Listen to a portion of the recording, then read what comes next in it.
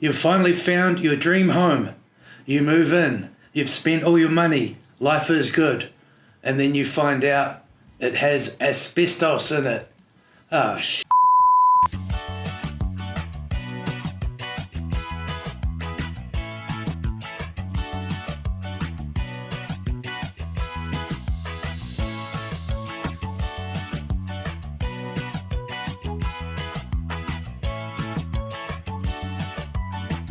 Hello everybody, welcome back to the HazMat podcast with your host Chris here from HazMat, and today I want to talk about asbestos in real estate.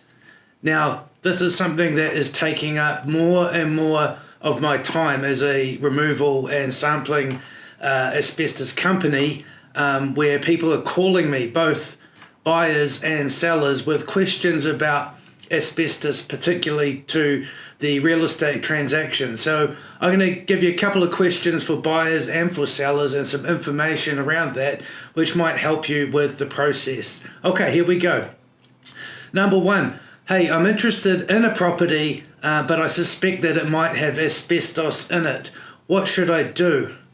So the answer to that is, as we've said before, the only way to know for sure if you have an asbestos product or not is to have it sampled and actually have it analysed. So, for example, you like the house, you want to buy it, you've heard that the roof, the dichromatic roof, may be an asbestos material. The owner or the seller, vendor, they don't know anything about it. So you think if you're going to make an offer, you need to have that tested before you go any further. And so you get an asbestos company in to do that sample for you on your behalf, and then you can make a decision based on the result after that. Now, a couple of things. Number one, well, who pays for the test? Of course, the buyer, the poor buyer who wants to know, is really the one obligated to pay for that test. What can happen if you have it tested and you don't proceed with the sale, or maybe you even miss out? That's just bad luck, I'm afraid. That's part of the deal when you're doing your due diligence. You can pay for a test or multiple tests, and you may not even get the property at all. So there you go. The other thing is, a test is invasive, meaning a physical sample is usually taken, and of course that technically is damage to somebody else's property. So you need permission from the vendor before you're allowed to do any testing. Most of the time this is arranged through the vendor's agent. So there you go. Next question. If I buy a house and it does have asbestos in it, do I have to remove it? And the answer is no. You don't have to. You don't have to do anything at all with it if you don't want to. So if you knowingly buy a property and it has asbestos, it does not mean you have to take any action whatsoever. The only thing, and we'll talk about this shortly, is if you know it has asbestos and you haven't done anything with it, you still have to pass that information on in future if you go to sell the house yourself. Now, for seller's point of view, okay, I do have asbestos in my house. What is the best strategy for me before I actually put the house on the market?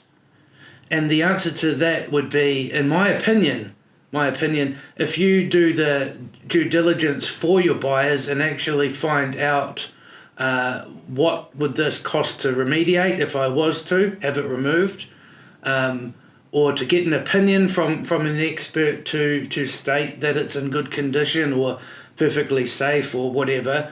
But if you do the legwork, you're going to save your buyers doing it anyway.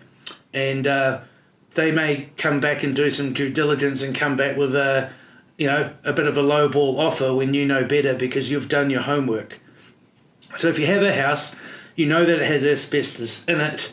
I think the best thing to do and of course your agent will advise you better than I can, but I would put some effort into getting some quotes arranged. If you buy the house, here you go. If you were to remove said asbestos, it would probably cost you about this much. And that shows you being open and honest and also being very proactive in the sale. Another question, You want to sell your property. Are you obliged to investigate your property for asbestos before you sell it? And again, the answer is no, you don't. If you don't know there's any asbestos, it's not on you to actually do any digging or investigating if you shall choose not to. Again, you might take a proactive approach and have someone come and have a look and do some testing, so that gets that out of the way, but you're certainly not obliged to. So if somebody buys your property and it happens to have asbestos, but you did not know about that, then that's on them. That's on them. One thing though, if you know you have asbestos, in a vinyl floor in the basement, or textured ceiling in the bedroom or something like that, you are legally obliged to disclose that when you sell the property. So you cannot sell a property without disclosing asbestos is present if you know that. That's under the Real Estate Act. That's not under the asbestos regulations. It's as much as declaring an unconsented playground in the backyard or something like that. You're obliged to let prospective buyers know, or the buyer know, before you actually make the transaction. So there you go. There's 4 quick questions. I'm interested, what should I do if I think there's asbestos? Number 1. Number 2, if I buy a house with asbestos in it, do I have to do anything in particular? Number 3, I have asbestos in my house, I know, what should I do before I sell it?